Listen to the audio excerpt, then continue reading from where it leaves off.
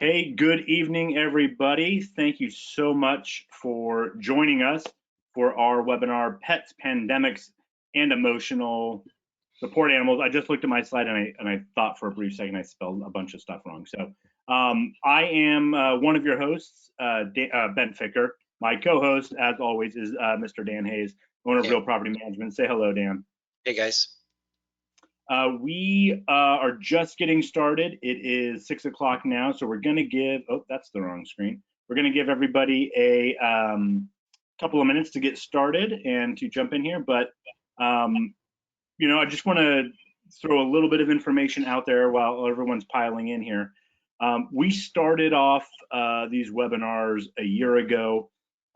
We are consistently having over 100 people register and show up and watch these webinars. So we're really grateful for the opportunity to share what we have with you. And I just want to reiterate that our goal with these is not to come in and say, hey, sell now, hey, sign up with Real Property Management now. Our goal is to give you guys as much information as possible so that you can be the best investors and landlords you can be. And when the time comes to have the conversation, we just ask to have a seat at the table to have that discussion with you. It's been a pretty remarkable year for everybody, but I know Dan and I are very grateful that you guys keep showing up to these. So it's been a lot of fun. Let's jump into it. So my name is Ben Ficker. I am a multifamily broker here with Equity Pacific Real Estate. I've been with Equity Pacific for 5.5 years now. Been in real estate since 2014. Here's our quick agenda. We're doing our introduction right now. I'm going to give you a very quick market update. I'm finally paying for all the real data from CoStar, so I've got a lot of cool graphs to show you guys there. And then Dan's going to jump into the pets, pandemics, and emotional support animals. And this is one of those webinars that is literally just about giving you guys some value that you can walk away with something to put into practice, tomorrow. As everybody's probably aware, there's a lot of people working from home, and a lot of people like to have pets. So that's why why we're doing this one. So again, multifamily broker with Equity Pacific Real Estate. Been doing this since 2004. Actually, that's a lie. I just realized, so your real estate license number mine starts with 2004, and I was told that's the year that you started. And I always thought that was a little bit longer, but okay, I started in 2004. Turns out that's when I applied to be a real estate, to get my real estate license in December of 2004. Actually, only been doing this since 2005, so I've got to update my slide here. Multifamily specifically with Equity Pacific since 2015. I've been married to my beautiful wife since 2017. It's on my slide. I really need to remember that. And then the best thing in my life right now, my son. He just turned 2 yesterday. He's incredible. He's just a lot of fun. So that's everything you need to know about me. All right, let's jump into some market stats. So I've been handing out a lot of stats geared around plexes, right? That's the most readily available data that we've had from the RMLS. I'm now a full-fledged paying member of CoStar, not just LoopNet, so I get all of their data. So today we're gonna go over a little bit of their data, and just note that this is geared towards the apartments in their system, right? They don't often have duplexes, triplexes, and fourplexes. They do have some, but most of their stuff is those larger apartments. So these numbers are going to be a little bit different from the stats we would have talked about regarding plexes last month. So right now, and I limited it to 1 to 3 stars when I pulled this data. The way CoStar works is 1 is the low end, 5 is the high end. Most of that luxury level new construction is the 4 and 5 star stuff. But that really skews, a lot of that is the institutional owners that really skews the numbers for people like us who are in the anywhere from 2 units to 50 unit ownership stage. The numbers are just a little bit different for these types of properties. So I limited it to the 1 to 3 stars. But one thing that's incredibly surprising Vacancy rates actually dropped a little bit, according to CoStar. The vacant units went down. The higher numbers that we've seen reported, a lot of that takes into account those new construction ones that are like, hey, we're done. Here's 2 months of free rent, that they've got to fill those up real fast. So all that vacancy is skewing those higher, the numbers that we have been reporting. Market asking rent per unit, the average is $1,274. And Dan knows these numbers. I'm not sure if he's going to talk about them today or not, but it's probably in line with what he's saying. But just keep in mind, this is all of Portland metro area. So studios are dropping, which makes sense. People are moving out of the city where it's a lot more studios, and then moving out to Hillsborough, Beaverton, places with larger units. You can see all those rents going up. Right. The sales stuff. What time period is this again? This is just over the last 12 months, rolling 12 months. So I pulled it today, so literally from middle of April last year. So this is the stuff that I like to look at. The market sales price per unit, we're up to 196,000 per unit. And when I started with Equity Pacific, we were selling stuff in the 140 to 150 per unit range. Obviously, things have gone up quite a bit. And you can see how that compares to the national index. What is that? That's 10% higher, 12% higher, whatever it is. The market caps are actually dropping, so we're back to under 5% for the cap rates on the asking cap rates on sold properties. The total sales volume is down quite a bit. The transactions over the last 12 months is down quite a bit. I don't have the ability to show. So when I'm looking at these graphs, when I click on this number, it tells me what the last year was. Last year, this was up over 270. This last 12 months, we're at 160. There was a good 5 months where not a lot of stuff sold last year, and that's really what we're making up some good ground, but that's a big hurdle to overcome.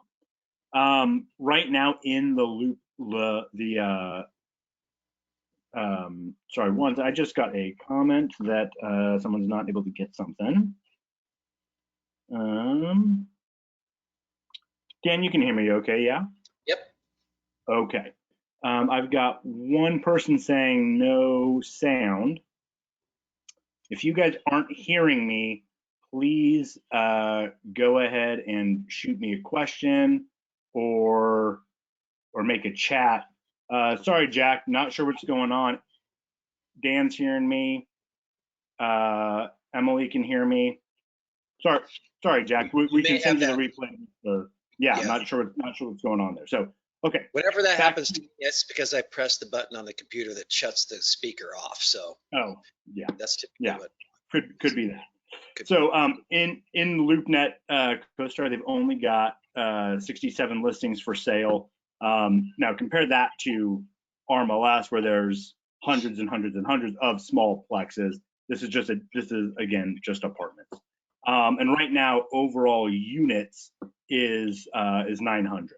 Right. So quick takeaways from here is our apartment rent growth of 0.5%, while over the last 10 years for Portland seems really bad, is actually a very strong performance considering what we've just gone through. We're still actually one of the few places that actually saw some rent growth. This what's going on in the residential real estate market is really what I think is driving our ability to continue to get strong rents. So back in December, we set a record low of 0.8 months of inventory. This is again for first time home, but residential buy and sell houses type stuff, right? That inventory again tied our record low of 0.8 months, and that's pushing prices up out of reach for people, right? So the average sales price over the last year is up 16.6%. So imagine you're sitting there, you've been saving up your money as a tenant, and you're ready to buy a property. Pandemic comes along, you think, okay, this might be my chance to buy something, and instead of prices stalling or going down, they shoot up, right? Now you've got your 5.5% or your 5% set aside for a conventional or 3.5 for FHA. Now all of a sudden you can't get your offer accepted because there's 20 other people coming in, some with cash, some with 50% down, some waiving appraisal contingencies. It's very, very hard to be a buyer in this market, which makes continuing to rent something to consider, right? So that's what a lot of people are doing, and that's what's driving up what's propping up our rents. And on that note, we're seeing a lot of these small plexes actually go to owner-occupant buyers, not because they all want to be investors, but because they can't get into the single-family homes, so they're paying a little bit more for the plexes and then having those mortgage payments offset with their tenants. This is the total active listings in 2019. The green line is 2020, and we are way down here in 2021. The supply and demand of our market is pretty far out of whack. Last year was tight inventory. 2019 was considered pretty tight inventory. This is literally unprecedented. The only other time it's been this low was December, right? Other than that, it's never been this low for inventory. So with that said, that's all we got for market stats today. Dan and I are putting together a quarterly market update newsletter that we're going to mail out to people who are interested. And right now we're kind of gathering what stats are going to be important to people that we want to show. So if you have any thoughts on what you'd like to see in that, please just shoot us a message. I'd love to make sure I'm delivering to you guys what you want to hear.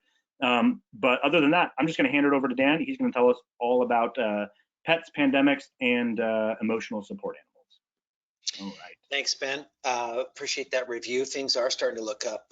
As units do get absorbed, we'll start to see some of these rents tick up, and they are starting to tick up. So that's the good news. All right, you want to hand it over to me, Ben? I'm always working on that. Well, as Ben is doing that, I cannot believe that we're going to talk about pets today, but we are. We're going to talk about pets and emotional service animals. And I recommended to Ben that we do this, mostly because I get a lot of questions in this space. Ben, can you see my screen all right? I sure can. All right. So I'm going to talk about the pandemic, but not that much. I'll talk a little bit about the impact to pet ownership as a result of the pandemic. But mostly I want to talk to you about pet policies and emotional service animals. I'm going to talk a lot about fair housing, and I'm going to quote some things from HUD, and it's not intended to be legal advice. I know every time you have a presentation from someone like me, we do say that, and I'm going to say it again. This is not intended to be legal advice. The penalties here are pretty severe, as they normally are. If you get stuck, get an attorney. My hope today is the content that I provide will provide you the value necessary to not have to call that attorney. Keep in mind also, not only am I one of the owners of our property management firm with almost 1,000 units under management, I own a bunch of rental properties myself. And as I deliver my content today, I want you to keep in mind, think about how much better and more simple my life would be if no one owned a pet, right? So just know that, but that's not the world that we live in. This is the word version of everything I've said so far. Just a little bit about us. Real Property Management Solutions is a locally owned business. 4 family members own and operate the business. We go from Cornelius out to Troutdale, down to Newburgh, and all points in between. Single family all the way up to mid-market multifamily. Anything with a plex in its name, that's a sweet spot for us. It's all we do. We don't broker real estate. We don't have side businesses. We are singularly focused on property management, and that's what we spend all of our time on. This is our operating area, a few examples of some of the properties that we have under management, and this is our discussion document. So I'm going to make the case for a pet-friendly rental unit. I know full well the damage that pets can do. I also know full well how long a unit will sit now in today's world with a strict no pet policy. So I'm going to throw some numbers at you. I'm going to talk a little bit about a policy that I'd like you to consider. I'll talk a little bit about how to mitigate risk and the documentation that you need from an overall pet policy perspective. I'm going to then talk about this emotional support animal. when you get an emotional support animal request, what do you do next? Okay, hopefully we'll clear up some confusion. If you need a little help, Ben will send this presentation out. You know how to get a hold of us. Here's my direct number. Here's my email address as well. All right, let's talk about making the case for a pet-friendly rental unit. And I think today's content should be 20, 25 minutes. Feel free to ask questions, stop me. Ben will jump in if we get a question in that question box, and we'll address that. But I want to talk about making the case as to why you should have a pet-friendly rental unit. I can tell you for sure that if you have a strict no pet policy, certainly you may rent that property quickly, but it's likely you rented it for less than market rate to do that. I know for a fact that rental units sit quite a bit longer when there's a strict no pet policy. And if you have an average rental price of $14.50, every day that thing sits vacant, it costs you $50. And that's lost revenue that you cannot write off. So for me, the only reason why you'd have a no pet policy is not because you dislike pets, but you're trying to mitigate damage that's costly. So I get it. But when you think about the number of days vacant you're going to experience as a result of that no pet policy, it doesn't take long to surpass the amount of money that you think you're going to save in not having an animal in that unit. And we're going to talk about ESAs. And in today's world, it's not even a close guarantee that you're not going to have an animal in that unit, even with a no pet policy. Also remember too, every time you show that property to a prospective tenant who's going to try and get you to say yes to a pet and you say no, that spends money for your time, your resources are spent in that showing. So it can quickly add up to a cost that far exceeds any potential damage. Now, it's just too easy to work around your no pet policy today. Go look at, do a Google search for legitimate ESA letter providers, and you're going to find literally hundreds of thousands of hits. Okay. Now, it's become very prevalent with scams, and the more these scams become prevalent, the harder it is for you to cut through the clutter. We're going to talk about how you can cut through some of that clutter. And many times this success as a landlord around a pet policy comes down to your ability to control the situation through your policies. So I want to talk about how you might want to think about that. And then finally, it is all about risk mitigation. And relying on your no pet policy to mitigate pet damage takes away the focus, in my opinion, of an overall risk mitigation strategy. That's going to include things like insurance, periodic property reviews, etc. Okay, and then just do the math. Does a strict no pet policy pay off? Because at the end of the day, isn't it all about the net operating income? So it's about screening, it's about lease enforcement, it's about active management, it's about insurance, and it's about financial reserves, in my opinion, from an overall risk mitigation perspective. Let's take a look at some numbers. Did you know that nearly 70% of the households in the United States, according to an APPA survey, reported having a household pet? And this is what breaks it down. I get a lot of folks who say, well, no dogs, but I'll take a cat, or vice versa. They can have a cat, but no dog, because they've got this perception in their mind that, in fact, this animal's better than the other. Well, the fact of the matter is, they're about equal between dog and cat owners. And if you reduce it that way, if you take an approach like that, you're going to significantly reduce your audience, no matter what you do. Okay, and the rest of them are all small in comparison. Now, the pandemic has had a huge impact on pet ownership, a high demand for pet ownership during COVID. About 11.5 million households have gotten a new pet since the pandemic began. And depending on what bit of research you read, it ranges anywhere from 10 to almost 20% increase off of that 70% base in 2020. The bottom line is 3 out of 4 pet owners say that spending time with a dog or cat or another animal helps them reduce their stress. And during a time like COVID, where stress is a big deal, that sense of well-being, couldn't be more important during COVID-19 and our pandemic, and it's going to be here for a while. You can see how many prospects are going to pass you by with your no pet policy. Okay. Gen Z, millennials, have a large percentage of those folks have welcomed a new pet during the pandemic. Okay. And really, it's a very small number of baby boomers, and we're not renting to baby boomers, right? So really, when you look at that pet ownership and where it's increased, the vast majority are right center plate of our target audience. Okay. And as people have sheltered in place and have become bored, pets provide that companionship. And then you've got a few examples, specifically in New York, people have moved out because of those buildings that don't allow pets. So a lot's coming at us here. High pet ownership to begin with, split equally between dogs and cats. Pandemic has driven that even higher, and it's driven it mostly in the audience that we rent to. So you have to think through your pet policy to make sure that you're not leaving money on the table. So let's transition now into that policy itself. These are the things that we do, okay? And this is our recommendation. We found good success here. First, be clear and be direct. In fact, we highly recommend that a clear pet policy, even if it is a no pets policy, make sure that it's clear. And to avoid any confusion and make sure you're consistent, make sure you add it to your description for your rental units. Don't say pets TBD. Remember, fair housing takes many turns, and it's hard to prove discrimination or no discrimination.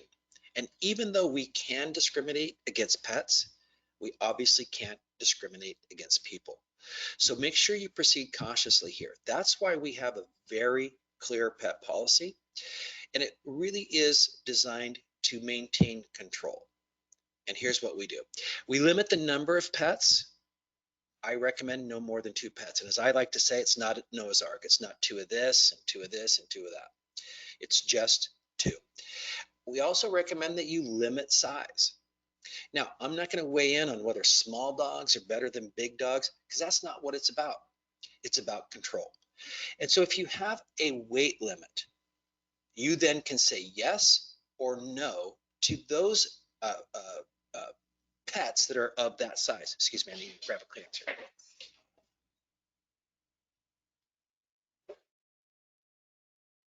While Dan's doing that, I'll tell a quick story. No, sorry. Go ahead. We're gonna tell a quick story. We just closed a couple of duplexes for a client back in January. One of those had just had a tenant move in and claimed to have emotional support animals. I said, great. We just need copies of that paperwork because it's a no pet policy, but you got emotional support animals. Just give us those letters so we can hand them over to the new buyers. And then I was told I was going to have the cops called on me for threatening. So if somebody says they've got emotional support animals before they move in, get that paperwork. Don't wait until I'm being threatened. I'd appreciate it. Anyway, that's my quick story. Yeah, help Ben out. We're going to talk about that in a minute. So limit the size. 45 pounds or less is what we do.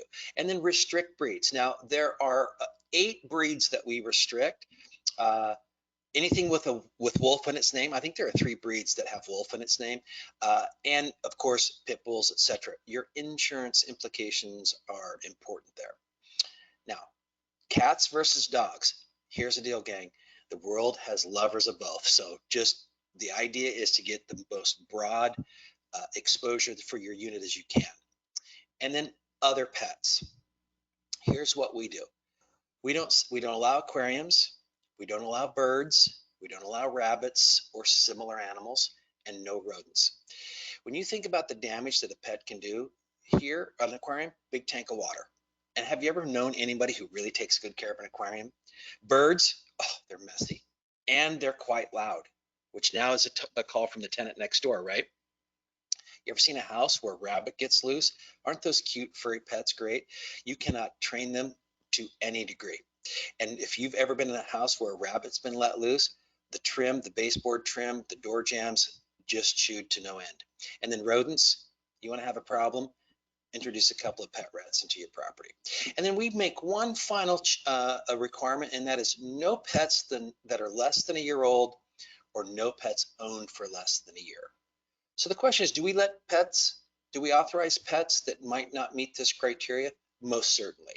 But it's about having control. And that last one allows you to say yes to maybe a rescue pet, but no to a puppy if that's not what you want to do. Okay, so those are the policy recommendations that we implement. Something for you to think about. Whatever you do though, make sure you're clear so that you cannot be accused of discrimination, not against the pet, but against the applicants. Okay, now let's talk about the documentation. I cannot tell you the leases that I've seen that are just a mess in this space, and it is just too easy to document. At the very least, your lease should contain important policies, utility policies, landscape policies, and pet policies. If you really want to do it right, go to Multifamily Northwest and get their pet agreement.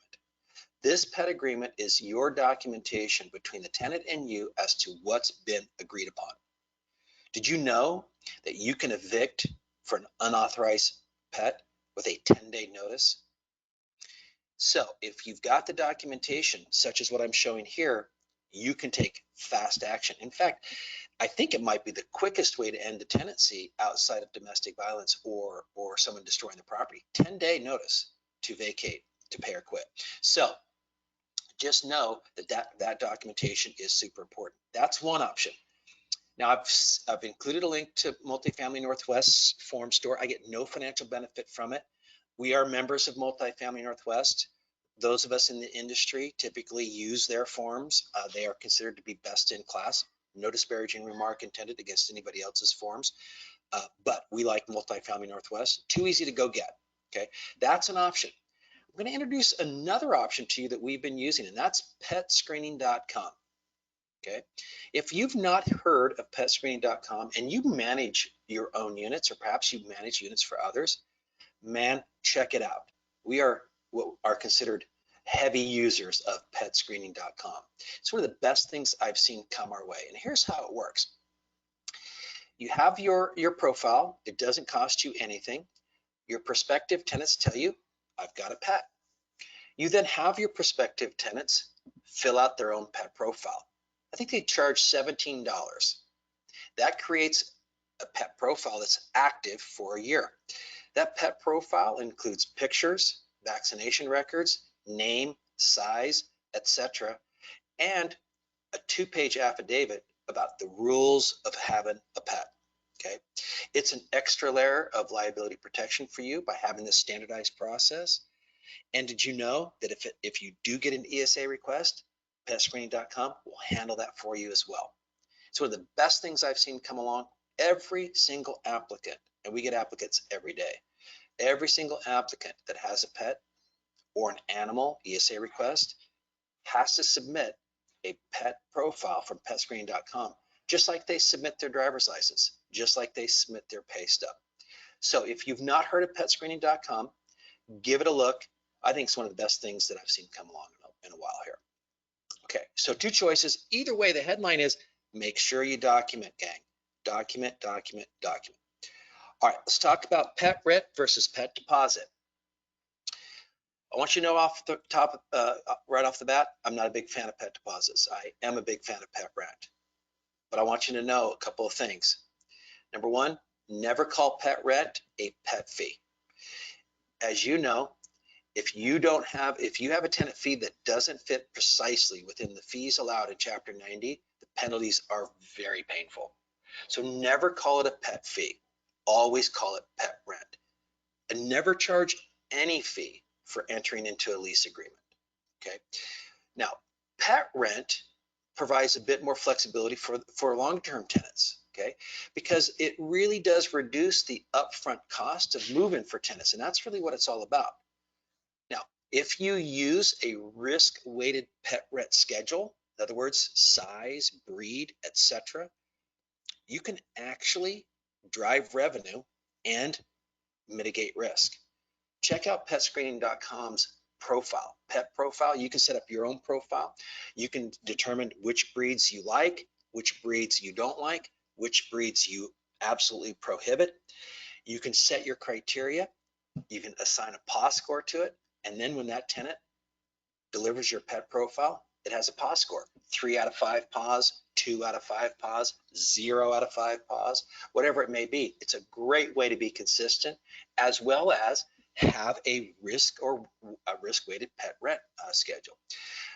Either way, be very transparent in your advertising. If you want to know what that looks like, just go to our website. And if you are going to do a pet rent schedule, once you do get that lease in place, consider rolling that pet rent into the total rent. Here's why. If you recall, last legislative session didn't go anywhere, but there was a proposal to prohibit pet rent. So knowing that that'll likely come back, it's going to be pretty hard for people to prevent rent from being collected. Oh, wait a second, they can do that. It's unlikely that long-term we will be prevented from collecting total rent. So even though you may have a unit that's priced at X, you charge X in pet rent, roll it into total rent when the lease is signed. Do set aside a reasonable amount for the repairs at move out. It's going to be helpful for you if you get challenged on that security deposit disposition, especially in Portland, okay? And don't forget, any collected pet rent for the duration of the tenancy when calculating security deposit disposition, just try and think about that and have some flexibility there. Now, pet deposits absolutely significantly increases the upfront move-in costs, and I don't like that. The other thing is that because it is a deposit, it becomes subject to the same rules that surround other deposit elements. Think Portland's FAIR ordinance. And in Oregon, if you collect a pet deposit, only that can be used for the pet specific damage. So take a total deposit. It also significantly increases the security deposit complexity. Big fan of pet rent. Don't think pet deposits work well. I think they're problematic on a number of fronts. I think it overcomplicates things. I think it really does increase the cost to move in, unnecessarily so. But do make sure that you set some of that money aside. Chances are it's going to go great, and that will be money that you can keep and drop to your bottom line. But if in fact you do have some pet damage, be liberal when you do your security deposit disposition so you don't find yourself in front of a judge trying to justify that you collected pet rent. And the reason you collect pet rent is to make sure that you can cover damage, etc., etc. Okay? All right. Any questions on that, Ben? Anybody jumping in? Anybody calling? Yes. I've got a question. I don't know if it fits in. We'll do it now. Dorothea asks, I do not allow pets because of the close quarters of the apartments that have no direct outside access. What would happen if someone with a support animal came to apply and they were told it might be better to find a place that allows pets? You could be sued for discrimination in violation of fair housing. And we're going to talk about that next, Dorothea. All right. Yeah. Well, that's fun. On that note. Yeah. On that note, at least the words that Ben told me and what I mentally visualize, I believe that you would be in violation of a fair housing law, because here's why. So you've got this emotional support animal request, and there are some things to remember. First, it's all about fair housing. And this is the part that I think people miss. As soon as you get that emotional support animal request, realize you've just received an accommodation request under HUD's fair housing.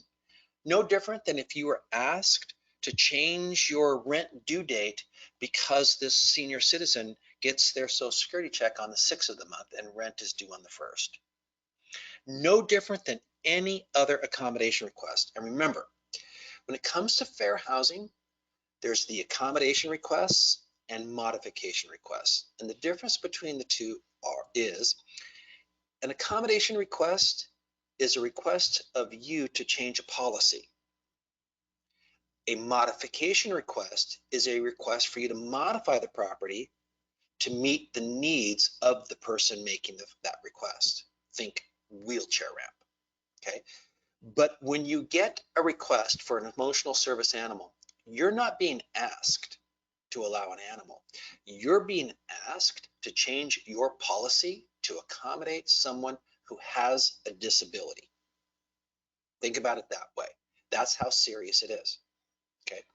Now, anytime you get a fair housing accommodation request, emotional service animal or otherwise, there are some rules that apply no matter what. And do some reading on this. Number one, it says clearly, you must engage and you must do so in a positive manner. It literally says that. You have to engage and you have to do so in a positive manner. You also are required to respond in a reasonable time. Now, in January of 2020, HUD released some clarification and additional guidance in this space, and they came out and said, you really should take no more than 10 days to respond. So if you have received these requests in the past and it takes a while for you to decide and you find that they kind of go away, if you take long enough, don't do that anymore. You're required to respond, you're required to engage, and you're required to do so in a positive manner. And respond in a reasonable time is typically no more than 10 days. The other thing is, you cannot force specific forms. You cannot give them a form and say, fill this form out. You cannot limit that person or force who can submit the request either. Okay, so it can be the person who owns the emotional support animal. It could be another resident that's in the property on behalf of the emotional service animal owner or the provider themselves. So don't force a specific form and don't force who can submit that request. And then finally, don't make unreasonable demands on the healthcare provider. Don't say, hey, listen, you got to have that notarized. Hey, you have to make this statement under penalty of perjury. Like, you can't do that. Don't make unreasonable demands on the healthcare provider. And then you only want to know what you need to know. This is important. This will help you stay out of trouble down the road. Only request the emotional service animal owner's care provider provide the confirmation of the need. You do not want to know what the details are. You just want a confirmation that yes, there is a need. And don't ask for more than HUD allows. And that's any information from a licensed healthcare provider. Don't say, well, I need that from the healthcare provider, and then I need a character reference, and I need it as an example. Don't ask more than what HUD allows. And that really is information from a licensed healthcare provider. And avoid anything more than a compliant emotional service animal letter from the person's licensed healthcare provider. Okay, that's really important. Only know what you need to know. And then be wary of scams. ESAs do not, emotional service animals do not need a registration and they do not need a license, but they are all over the place. You'll know those by way of a handy picture of the dog, you know, or the certificate, or maybe the good old emotional service animal jacket that they have. Those are all scams. They don't need any of that. In fact, you don't have to accept any of that. That's not what is required. What is required is an emotional service animal letter signed by a healthcare professional with the date. And make sure that the healthcare provider, you can require that the healthcare provider provide contact information and any professional license information in the ESA letter itself. So in this way, you see that you've got a professional healthcare provider, someone who's legitimate, can provide their licensing information. And what you're doing when you do that is you're requiring that the person who's making the request of your accommodation to your policy has a therapeutic relationship with the owner of the animal. That's really what you're doing. If you get a tag or a certificate, you've not demonstrated any kind of therapeutic relationship. But by requiring an ESA letter signed by that healthcare professional with the date and the information of the healthcare professional, as well as license and information, you've done it. You've been able to demonstrate that therapeutic relationship. Okay. Now, what is actually an ESA animal and which animals qualify? Well, this is straight from HUD. An assistance animal is an animal that works, provides, assists, or performs tasks for the benefit of a person with a disability, or provides emotional support that alleviates one or more identified effects of a person's disability. An assistance animal is not a pet. It's an animal. This is why no pet rent, no pet screening costs, none of that. Okay. It's not a pet, it's an animal.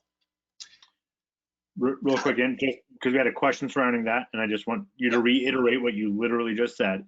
Teresa had a question saying, if you have a no pet policy and only have emotional support or service animals, can you charge pet rent or deposit? No.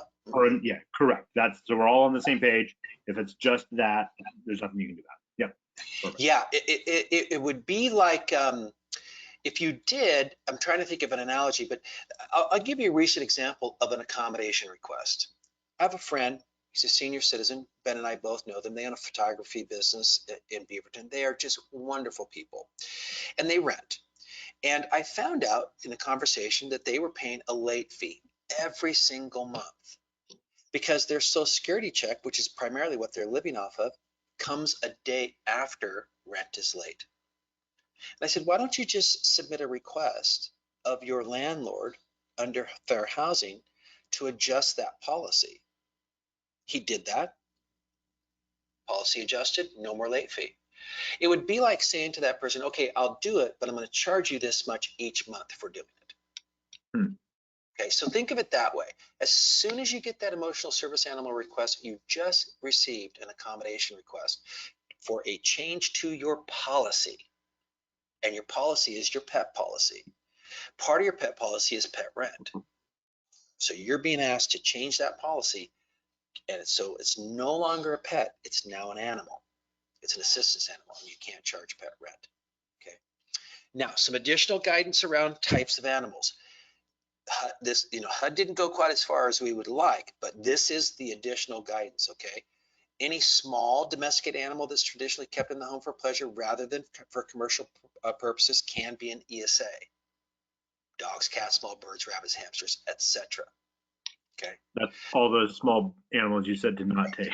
That's correct. Yep, that's correct. Yep. So it's not going to be, it's not going to be an alligator. You don't have to consider an alligator. You don't have to consider a horse. It is a small domesticated animal that is traditionally kept in the home for pleasure rather than for commercial purposes. Okay. What about unique animal requests? Oh, well, requests for reptiles other than turtles, barnyard animals, monkeys, kangaroos, this is straight from HUD Gang, and other non-domesticated animals will face a higher bar. So you can absolutely restrict those. You can say no to that. Okay. You can require that they demonstrate the need for such an animal and require additional documentation from the healthcare provider, specifically confirming the need for the animal. So the headline is this. Let's say you get a turtle. Okay. You get a turtle request. You probably should take that. Okay. If you get a barnyard animal, a monkey, kangaroo, something like that, don't just say no. Say, okay, well, listen, that has a higher bar.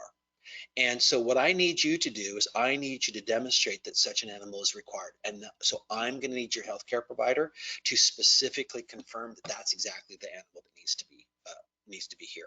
And even the online medical providers probably wouldn't do that. All right. So hopefully that's helpful. Does provide some additional guidance. Also allows you to make some decisions. Barnyard animals, most notably a chicken, right? So think about it that way. So we had a couple of questions around this that I think you answered, and people are acknowledging that.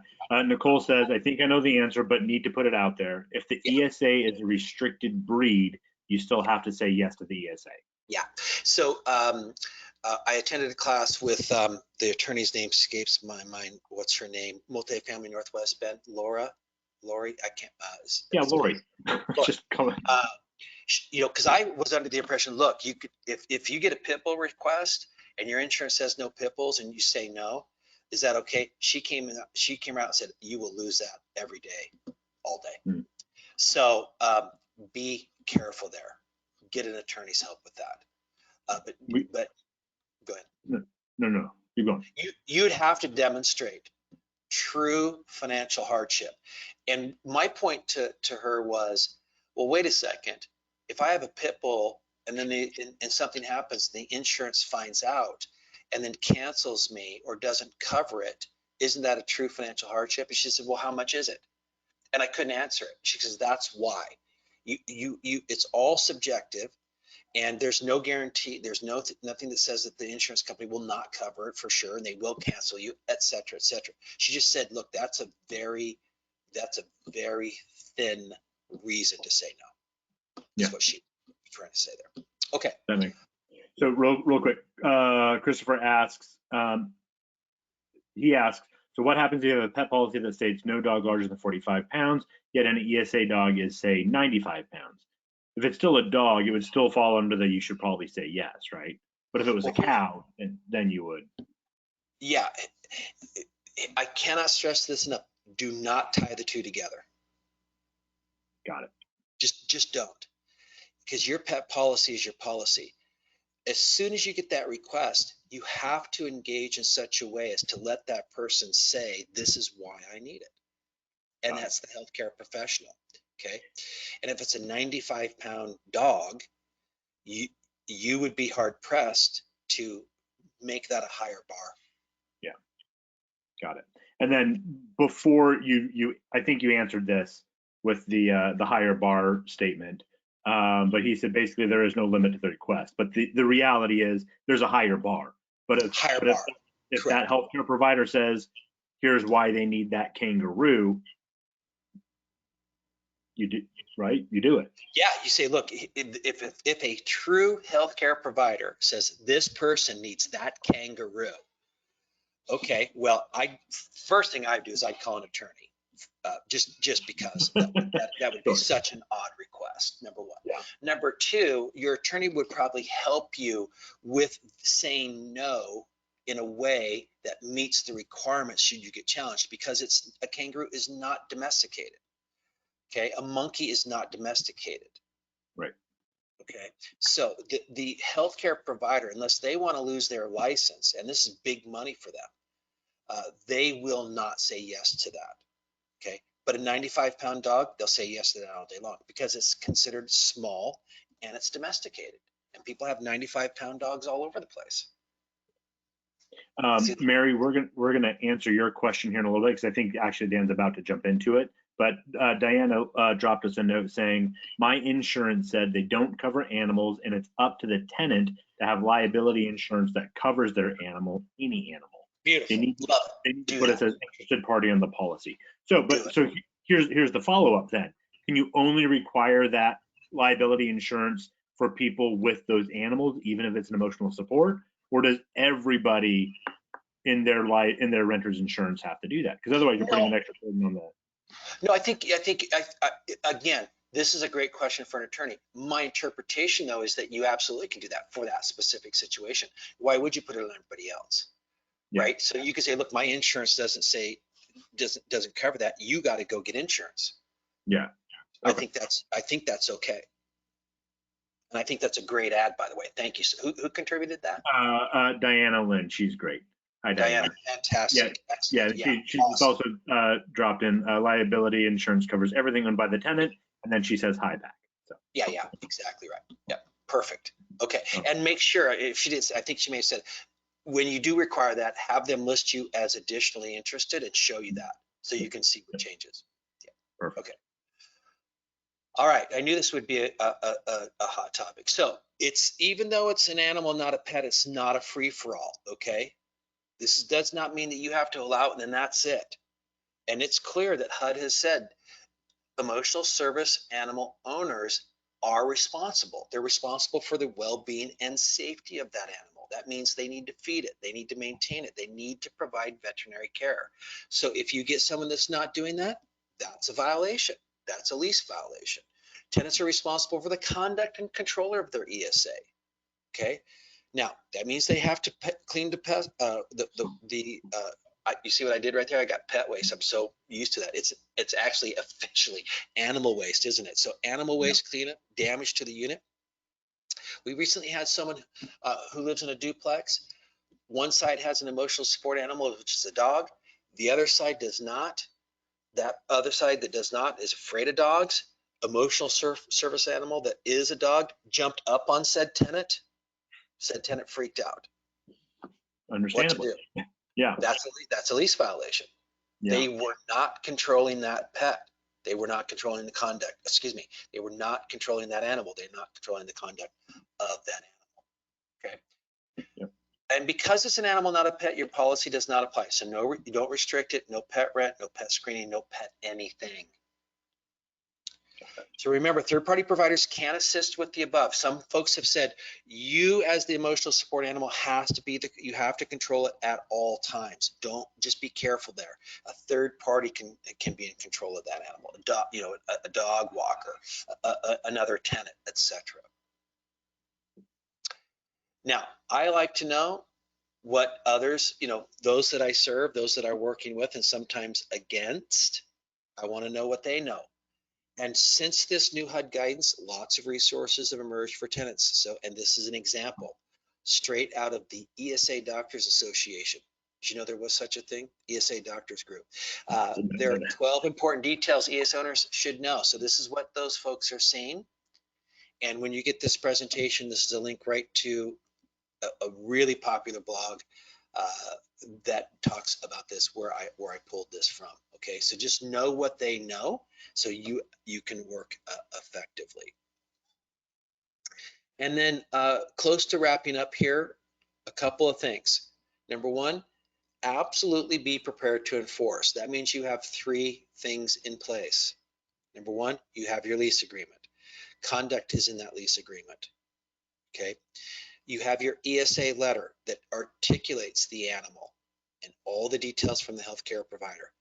And if you use something like petscreening.com, you have the animal profile so that you don't wake up all of a sudden and you see that this emotional support animal has now changed into a monkey.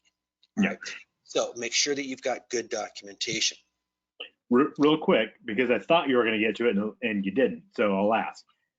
Mary asks, can any healthcare provider give a letter showing the need for an ESA, say a dentist, or only a mental health care provider? I think it all depends on the person's issue. And But you can't ask to clarify, right? I've done a ton of reading on this, and I read nothing that says it has to be this or that. Okay. What it has to be, and what you can require, is you can require that it be that the ESA letter and it comes from a licensed healthcare provider. Okay, and that healthcare provider has their contact information and their license information. Now, if you are truly a licensed dentist, that you spent $400,000 or whatever it costs to go to dental school, would you risk your license by writing an ESA letter for somebody because they didn't want to pay pet rent for their dog? So if you get that letter that says emotional support animal from John Smith DDS, the first call is probably not to the healthcare provider, it's probably to your attorney to be like, hey, I want to make sure I'm navigating this to correct. I feel like I'm being scammed here. Yeah, that's correct. Yeah, got it. So I think as long as you're very consistent in the way in which we've just discussed, and you look at that ESA letter and you go, okay, like, look, you guys can look me up all you want. You can look Ben up, go to eLicense lookup, put in Ben's name, put my name in. You'll see if we've got an active license. You'll see anything that's, if we've got any dings or anything like that. Healthcare profession is the same way. I don't know how that works, but I know it's the same way. So that's why you can say, look, who are you? What's your contact information? And give me your license credentials. I'm laughing because that reminded me I got a 30-day extension to get my license updated with the state. So thank you for the reminder. Always trying to help, Ben. Always trying to help. All right, here's what I think is super important, gang. Number one, everything we've talked about, Diana's liability insurance as well. I would also then say, if you really want to sleep soundly at night, make sure you're engaged and inspect what you expect. Do your periodic property reviews twice a year. Make sure it's part of your lease, make sure it's documented, and make sure you present it positively to the tenants, okay? I would recommend no less than 2. I like 3. I never want to do more than 4. But if you go in 2 times a year, 3 times a year, spaced out properly, with the right attitude, with the right documentation, chances are you're going to catch a problem before it becomes a really big problem, okay? And you can do that whether you have an animal, a pet, a kangaroo, monkey, or otherwise. And then you can always get more information.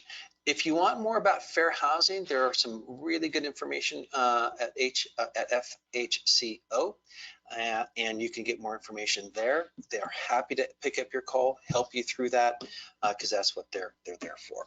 Okay. Perfect. Okay, All I'm right. gonna take back control Take real it back. quick.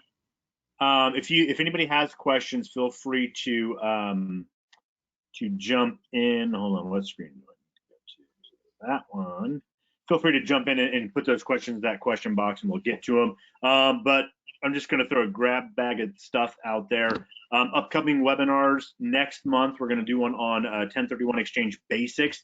The last one we did was incredibly well received, and also it was a lot more advanced than I think a lot of people were ready for. So we're going to just stick to the basics with this one, and then we will do a follow-up on some more advanced material with that after that. And then after that, we've got long distance investing coming in early June, and then a commercial financing one coming up early this summer. If you have anything specific that you want to learn about, please shoot us an email, throw it in the comment or the question box, whatever it is, and we will add it to our list. Couple of updates. I've got a client right now who is going through the landlord compensation fund process. She got notified that she should be expecting some money, and Dan ruined my optimism about that by stating how long it would probably take to get that money. So we'll deal with that. But apparently everybody who applied in round 1 got approved. It's just now the process of getting those funds out to everyone. Well, the portal was so jobbed up, and it was such a hot mess. They're probably 2/3 of the people did not actually finish applying. It's awful. You know, I get asked probably twice a week what's going to happen with the eviction moratorium. It as of right now, with the declarations, it ends end of June, and all rents are due starting that next month. My answer is always there's in my opinion, a decent chance they don't extend the eviction moratorium, but there's almost guaranteed chance that they are going to extend the due date for that past due rent. And the last time I answered that, I was then quickly informed that the House just passed approval to extend that due date until February. It needs to still pass the Oregon State Senate, but that's coming. If you're expecting all of that, look, that's a done deal. The eviction if you're expecting it July 1st, it's not going to happen. Yeah. The emergency period's going to end on June 30th. I'd bet dinner anywhere in town on that. They're absolutely going to pass that extension, the grace period of February, because more money's coming from that 1.9 trillion, and they just need time to get it out. And they don't want anybody evicted because they're going to fund every dollar. You wait and see. Every dollar that's owed, that's asked for, you wait and see. I think they'll fund every single bit of it. So just a couple of anecdotal things that I want to throw out there. You know, I've been saying for a while that as things start to open back up, we're going to start to see a flood of inventory, and it's not quite the flood that I was anticipating, but there is a lot more inventory coming on of small plexes, and the people that I'm seeing selling these are generally have been investors for a while. They bought their property more than 20 years ago, and they're just tired of being landlords. So as that is probably 80% of owners in the Portland metro area, you've got options. One, first thing that I would recommend, because I'm still bullish on Portland's market long term, is talk to Dan and hand it over to a professional property manager to get you through these the next few years of bumps and trials and errors and all of that stuff. Long term, I still think it's great to own stuff here in Portland. But if you're just done with it, this is probably going to be the cheapest year for you to cash out in regards to your capital gains. And if you don't want to cash out with your capital gains, we just helped somebody close on 4 duplexes, brand new construction in Texas. We got a client closing on 3 more next month. We've got some clients buying stuff in Florida. There's options out there where your rent to purchase price ratio is in much better favor than it is here, and a lot less maintenance because it's much newer construction than say a 1940s duplex. So just my own personal business we've been very, very busy. Q1 was incredible. We just listed 3 new properties today. I've got a list of people I apologize if you're on this webinar I'm supposed to call you. There's a lot of people to follow up with that are wanting to get their properties on the market. With that said, we're still seeing such high demand that it's not like, oh, I might as well wait until a couple years when things die down again. Yes, there's more inventory, but we're starting from next to nothing. So we're still in extremely low inventory. The demand is through the roof. If you're thinking of selling those properties, it behooves you to look at what your property might be worth today, even without doing a bunch of updates before deciding whether you're going to stick with it or cash out or move on or whatever.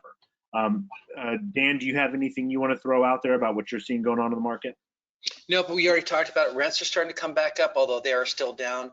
Outside of Portland, it's on fire. You give me a 3-bedroom, 2-bath house unit, I'll have it rented in a second. Give me a studio, and it's going to be a while. I'm bullish on Portland as well. You all know that. I've got 6 units in flight in some form or fashion. I am tired of dealing with the city just like everybody else, but people are still moving here. Honestly, people come up from San Francisco and they look at our city. For those of us that have been here for a while, we're like, what is happening here? Those folks are like, wow, this is way better. So, yeah. I mean, honestly, we're still considered somewhat affordable too. So I think we've got some runway. I think, as interest rates go up, what Ben said is so important. Boy, those duplexes, triplexes become really spendy when those interest rates hit, 4 or 5%. And I'm doing the financing. I couldn't believe it, 3.6% on a duplex. Unbelievable. Real quick, we got one more question related to the ESAs. What if I have an allergy to animals? Like let's say you owner-occupied duplex, or even if not owner-occupied, but you've got to go do your inspection. What if you're allergic to animals? I think if you're not owner-occupied, you'd have a problem. Because if you are owner-occupied, you got to. Yeah, if you're not owner-occupied and you said no because you have an allergy, I think that would be a problem. That's just my point of view. Call an attorney, get their point of view on that. If it's owner-occupied, I think you have a much better chance of withstanding the challenge there, because you're there.